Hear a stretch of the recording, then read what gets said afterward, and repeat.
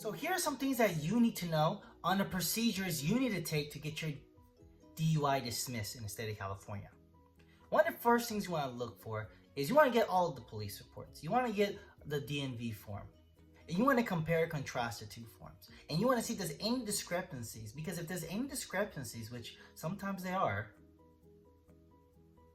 there can be an argument for a constitutional violation. For example, if they're saying that there's probable cause for an arrest because they had objective symptoms of intoxication, they did fear sobriety test, and etc. But the DMV form says nothing. They checked off for nothing that that they had objective symptoms of intoxication. They didn't do no pass. They didn't do anything. Overall, this overall form was incomplete. And then in the police report, yes, it says all of these things regarding them doing a fear sobriety test, objective symptoms of intoxication. But if you look at the body-worn camera or the body-worn video, it shows that they didn't do the fear sobriety test. They just strictly arrested him. That's a strict constitutional violation. So first things you want to do is you want to get all the evidence so you can compare and contrast and see what is the story. Then second, after that, you want to see if there's any constitutional violation. Was there basis for a stop? Was there California Vehicle Code basis to pull him over? Was there bad driving? Was there swerving, speeding, weaving, etc.? These are key things you want to know, because if there wasn't and there was no basis, then technically the stop was illegal, which means that anything that took place after the stop should be suppressed or no longer be used for evidence, tainted evidence. Second is that upon you being stopped, was there a basis to do further investigation? They call this prolonged detention. A detention is just another way of temporarily stopping someone to doing an investigation of a particular issue. For an example, officer pulls you over for speeding. Officer's only basis of investigation is for speeding, which means that anything outside of the scope of speeding is illegal. So if they say, do you have any guns or weapons? Okay, that has nothing to do with speeding.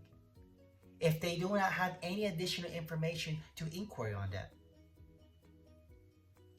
But commonly, sometimes what they do is they always say that alcohol odor and etc. That can give them a basis to open up further investigation and then have the individual exit out the vehicle to do further investigation, which could be an argument that the detention wasn't really unnecessary prolonged. It was valid because they suspect additional information of DUI with speeding and etc. due to their training and experience. However, facts and circumstances will determine if it's valid or not. The next is, was there probable cause for an arrest? Using an initial example, officer says that, we did everything. We spotted all the objective symptoms of intoxication. We did the fear sobriety test, and I made the decision to make an arrest. However, the DMV form, which is signed under penalty of perjury, which is sent to the DMV for the purposes of, deciding whether or not DMV wants to suspend the license. So they put the information saying that all this is true, and they didn't put nothing as it relates to objective symptoms of intoxication. In fact, it was empty. And the police report was inconsistent compared to the body-worn camera.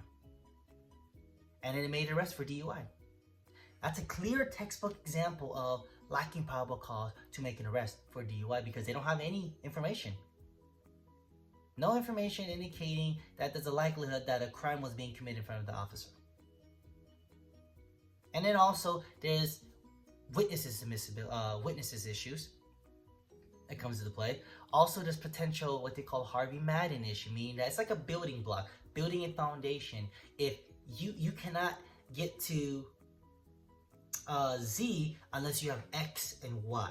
Sometimes DAs will try to get around that and just try to present Z. You must be able to spot that information or spot that issue, because if you are missing X and Y, you may have a potential gap in the case, which means that they won't be able to present their case properly, which means that it could lead to a dismissal. So there's plenty of ways, plenty of tactics, plenty of things that I could go over in this video. But if you want more information or you want to evaluate your case, contact us at wshaw so we could go through your case and help you.